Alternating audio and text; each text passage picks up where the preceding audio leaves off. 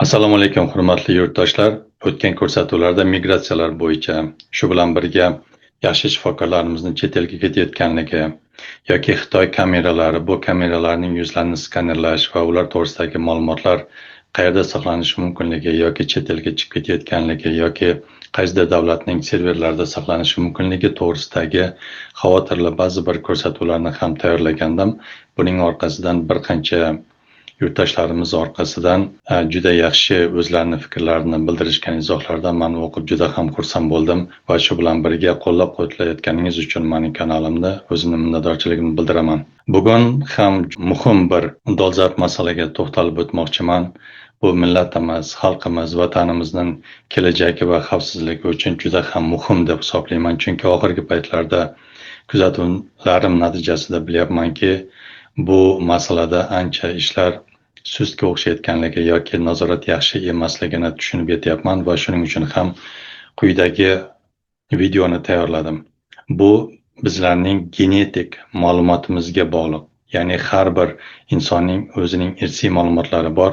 Mana shu irsiy ma'lumotlarni saqlanishi va hozirgi kunda chet elga chiqib ketishi mumkin bo'lgan holatlari to'g'risida video tayyorladim va buni oxirigacha ko'rsangiz ko'p narsalarni tushunib olasiz. Bu jarayonni tushuntirishda oddiy xalq uchun, masalan, tibbiyot mutaxassisi bo'lmagan yoki kimyo sohasida ishlamagan oddiy xalq ham buni yaxshi tushunib olishi mumkin. Va bu tushuntirishlarni rasmlarda, jadvallarda ko'rsataman va bir qancha savollarni ham berib boraman. Albatta oxirigacha ko'ring, sizga kerakli ma'lumotlar ko'p bo'ladi va savollarga ham izohlarda javob bersangiz xursand bo'lardim. Bo'lmasa boshladik. Tasavvur qiling, misol uchun siz zamonaviy bir klinikaga borib, u yerda bir test topshirgan bo'lishingiz mumkin. Misol uchun genetik tahlillar yoki o'zingizning qanaqadir bir genetik kasalliklaringiz bormi, yo'qmi, yoki farzandingizda bormi, yo'qligini aniqlash uchun qanaqadir genetik tahlillar o'tkazishingiz mumkin yoki shaxsiy ovqatlanish uchun ham test topshirgan bo'lishingiz mumkin. Hammasi oddiy boshlanadi. Ammo keyin siz eshitasizki, qoningizni xorijga yuboramiz, natija aniqroq bo'ladi deb sizga xabar kelishi mumkin. Shunda tabiiy bir savol tug'iladi. Xo'sh, bu qoningiz yoki bu testlaringiz qayerga yuboriladi? Qaysi laboratoriyaga? Siz rozilik berdingizmi? Yoki shunchaki ishonib topshirdingizmi? Albatta bu eng muhim savollardan biri hisoblanadi. Bu analizlar orqali siz faqat qon bermadingiz. Siz o'z DNK'ngizni berdingiz. Keyin bu DNK nima ekanligini oddiy yo'llar bilan tushuntiraman, tezda o'rganib olasiz. Va u raqamlashtirilgandan keyin ya'ni siz nazoratni yo'qotasiz. Mana shu tekshiruv natijalari sizga bir necha qog'ozda, varaqda berilishi mumkin. Lekin sizning genetik kodingiz, sizning kelajak avlodlaringiz haqidagi ma'lumotlar xorijiy serverlarda saqlanib qolishi mumkin. Keling endi DNK o'zi nima, qayerda saqlanadi va qanday irsiy ma'lumotlarni o'zida saqlashni hamda DNKni nimalardan aniqlash mumkinligini oddiy qilib tushuntirib beraman. Bu siz, men va barchamiz uchun juda muhim va bunga jiddiy qarashimiz kerak. DNK bu kimyo va tibbiyot tilida dezoksiribonuklein kislota deyiladi. Buni tushunish sal qiyinroq, lekin men oddiy so'zlar bilan tushuntirib berishim mumkin. Bu DNK insonlarning hujayrasida. Hujayra bu, masalan aytaylik, bizning tanamiz har xil to'qimalardan tashkil topgan va bu to'qimalar hujayralardan. Va hujayraning yadrosida esa o'sha DNK, ya'ni bizning butun irsiy ma'lumotlarimizni saqlaydigan kichkinagina zarracha yoki molekula deyiladi. Keling buni tushunarli qilish uchun zarracha deb yuritaylik. O'sha kichkinagina zarrachada bizning butun irsiy ma'lumotlarimiz saqlanadi. Bu irsiy ma'lumotlarni bir qancha joylarda aniqlash mumkin. Buning uchun juda ham hozirgi kunda zamonaviy texnologiyalar rivojlangan va to'liqroq ma'lumotni hozir yonimda turgan grafikada yoki rasmda ham ko'rib, pauza qilib to'xtatib tushunib olishingiz mumkin. Endi bu masalada men bitta nimaga to'xtalib o'tmoqchiman. Mana iqtisodiy terminologiyada import, export degan tushuncha bor. Masalan, import bo'lsa, bizlar chet eldan tovarlar olishimiz mumkin. ekspert bo'lsa, demak biz o'zimizdan chetga chiqarishimiz mumkin. Lekin tibbiy xizmatda bu oddiy narsa emas. Bu yangi turdagi ekspert hisoblanadi. Ya'ni biologik ma'lumotlar eksperti. Dunyo bo'yicha gigant kompaniyalar bor. Masalan, 23andMe yoki Ancestry DNA degan kompaniyalar bor.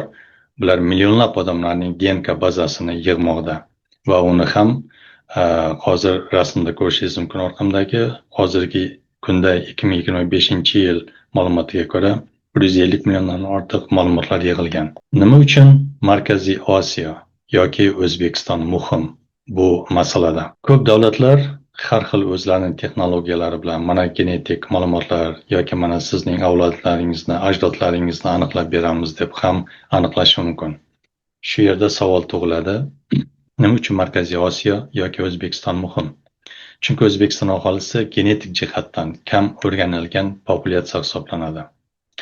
Bu esa yangi dorilarni yaratish uchun, yangi kasallik modellarini o'rganish uchun, kasallik xavfini oldindan aniqlash, individual davo choralarini ishlab chiqish, saraton, diabet, yurak kasalliklarini erta aniqlash, farmatsevtika tadqiqotlari uchun, jinoyatchilarni aniqlash, shaxsni tasdiqlash, qarindoshlarini aniqlash, biologik tahdidlarni tushunish, himoya tizimlarini yaratish uchun mana shunday ma'lumotlar kerak bo'ladi. Bu xuddi oltin koniday muhim bir hisoblanadi. DNK, ya'ni o'sha bizning irsiy ma'lumotlarni saqlovchi o'sha molekula, ya'ni zarracha, demak DNK deganda o'sha bizning irsiy ma'lumotlarimizni, genetik ma'lumotlarimizni saqlaydigan zarrachani tushunsangiz bo'ldi.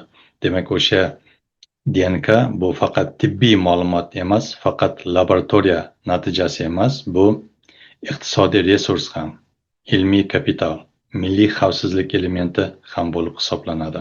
DNK ma'lumotlar biobanklarga tushadi. Biobanklar esa farm kompaniyalarga sotishi mumkin. Farm kompaniyalar esa buning orqasidan dori ishlab chiqaradi, ya'ni o'sha genetik ma'lumotlarga asoslangan holda. Va keyin o'sha dori bizga qaytib kelishi va u 10 barobar qimmat narxlarda o'zimizga sotilishi mumkin. Ya'ni bizning ma'lumotdan foydalanib, o'zimizga dori ishlab chiqarib, o'zimizga sotilishi mumkin. Buni biz hozirgi zamonaviy dunyoda ko'ryapmiz, amaliyotda ham va shuning uchun ham men bu ma'lumotlar yuzasidan kelib chiqqan holda yuragim og'rigani uchun vatanimiz va xalqimizni xavfsizligi kelajagini o'ylaganim uchun mana shu videoni tayyorladim. Albatta bunga e'tibor bilan qarashingizni, eshitishingizni so'ragan bo'lardim. Bu yerda eng og'ir nuqtalardan biri nima? Masalan, O'zbekiston oltinni eksport qiladi va unga soliq olishi mumkin. Gazni eksport qiladi, uni nazorat qila oladi. Lekin ammo masalan bizning irsiy ma'lumotlarimizda yoki DNK ekspertlari bo'ladigan bo'lsa, bunga hech qanaqangi hozirgi kunda soliq berilayotgani yoki DNK eksperti deyarli nazoratsiz bo'layotgan bo'lishi mumkin. Mana shu men uchun xavotirli hisoblanadi. Endi bu yerda huquqiy bo'shliq ham bor. Bugungi qonunlar, misol uchun 2019-yilda shaxsiy ma'lumotlarni o'zimiz davlatda saqlab qolish, o'zimizning serverlarda saqlash bo'yicha qonunlar bor va bu qonunga o'zgartirishlar ham kiritilganligini o'qidim. Misol uchun shaxsiy ma'lumotlar va genetik ma'lumotlar deb yozilgan. Lekin bu yerda aynan aniq DNK bo'yicha ma'lumotlar aniq kiritilmagan deb o'ylayapman, chunki data protection bor, ya'ni o'sha ma'lumotlarni himoya qilish degan tushunchalar, qonunlarimiz bor, lekin genetik suverenitet yo'q. Mana shu yerda juda ham e'tibor bilan qaraylik. Hozirgi kunda, ya'ni bizning zamonamiz bu raqamli biologiya davri hisoblanadi.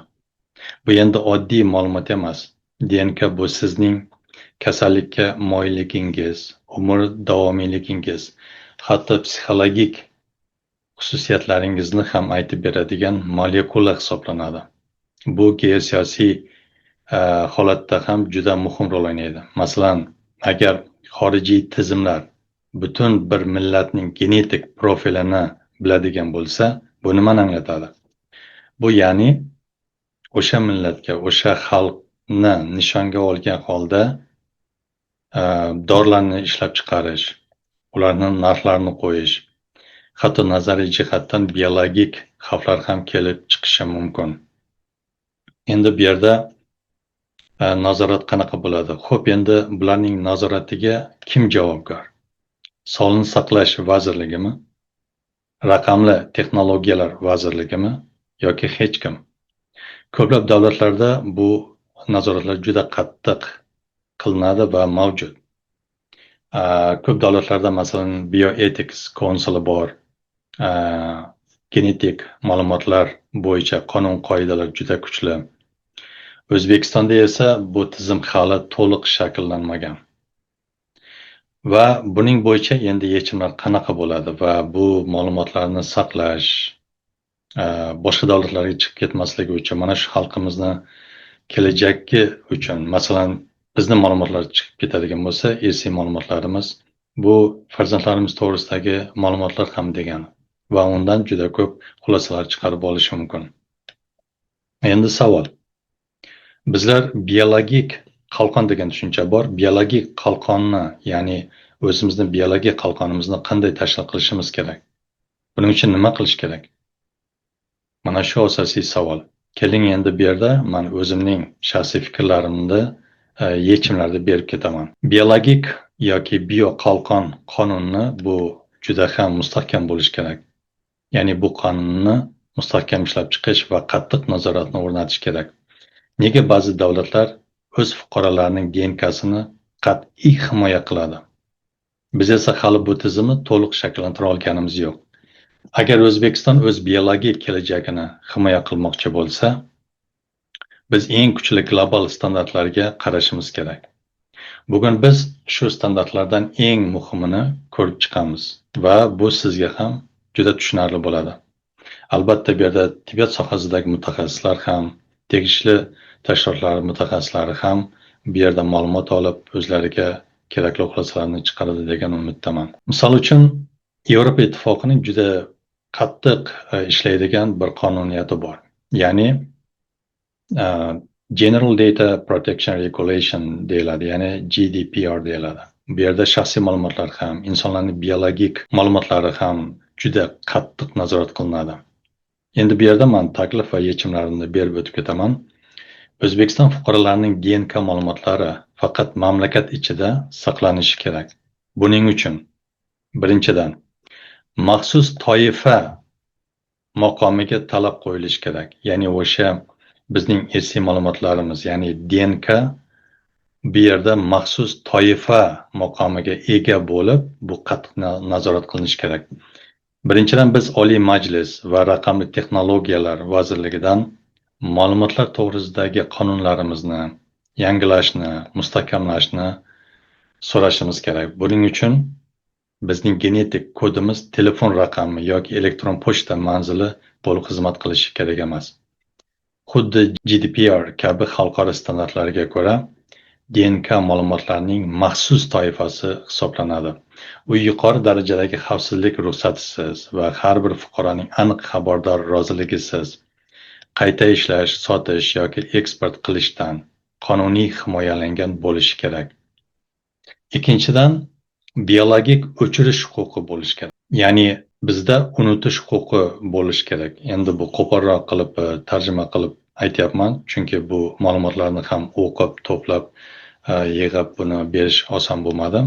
Agar siz ilgari xususiy klinikada, misol uchun genetik testdan o'tgan bo'lsangiz, sizda mening raqamli kodimni o'chirib tashlang deb aytish uchun qonuniy vakolat bo'lishi kerak sizda.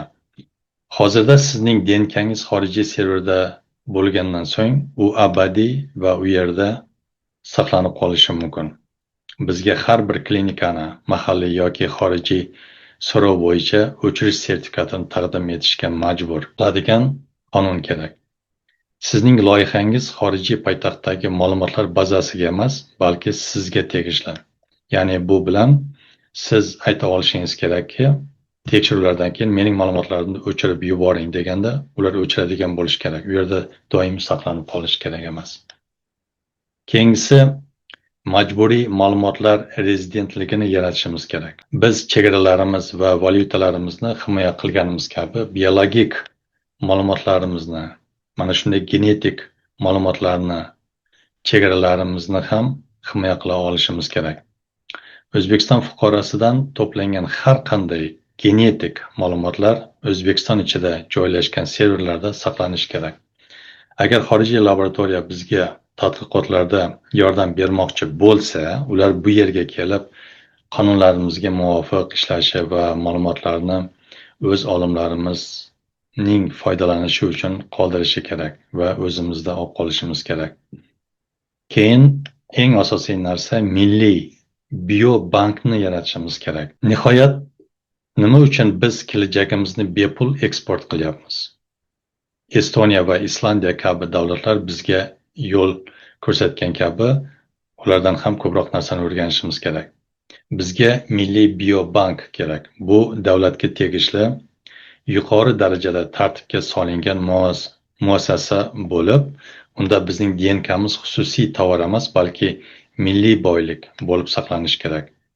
Namunalarimizni masalan Shenzhen yoki San Fransiskoga yuborish o'rniga biz bu yerda infratuzilmani qurishimiz hozirda mamlakatni tark etishga majbur bo'lgan iste'dodli yoshlar uchun yuqori texnologiyalari, ish o'rinlarini yaratishimiz kerak. Mana shu biobanklarda, mana shu testlarda olingan o'sha irsiy ma'lumotlar, genetik ma'lumotlar saqlanib, davlatning ichida qoladigan bo'lsa, demak biz har taraflama o'zimizni himoya qila olgan bo'lamiz.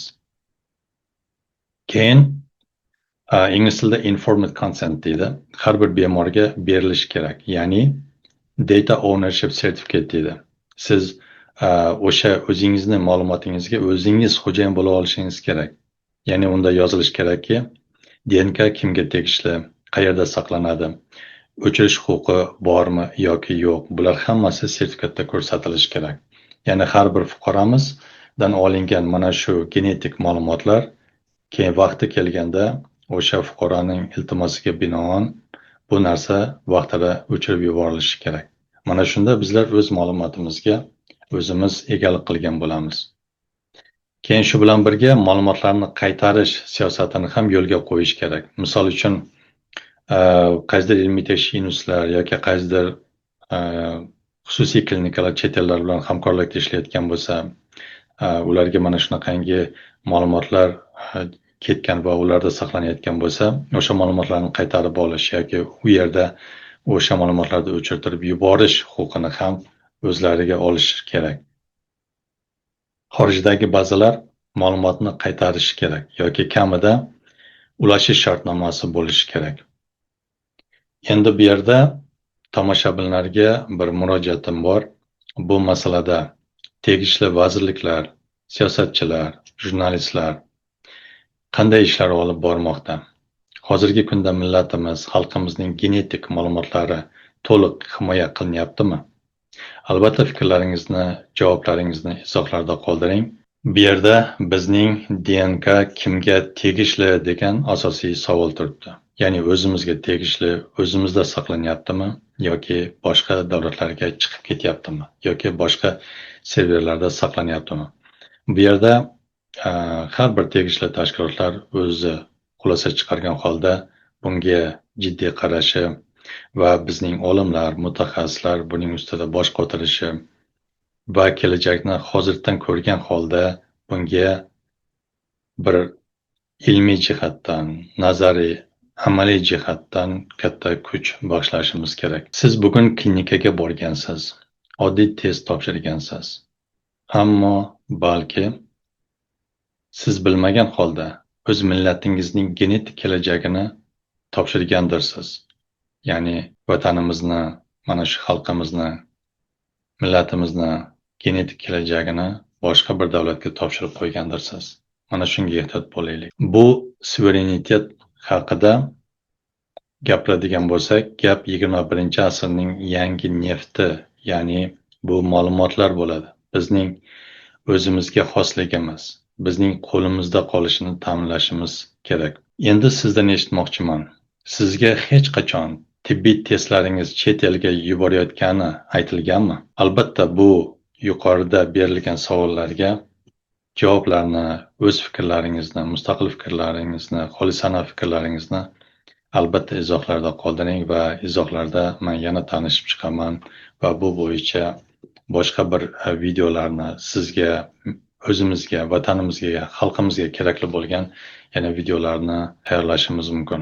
Bu ma'lumotlarni tayyorlashda bir qancha manbalardan, ishonchli manbalardan foydalandim va orqamda turgan grafiklar, rasmlardan ham ko'p narsalarni pauza qilib to'xtatib o'rganib olishingiz mumkin va ularni har biriga men to'xtalib o'tmadim. Shu bilan men ko'rsatuvni yakunlayman. E'tiboringiz uchun rahmat. Salomat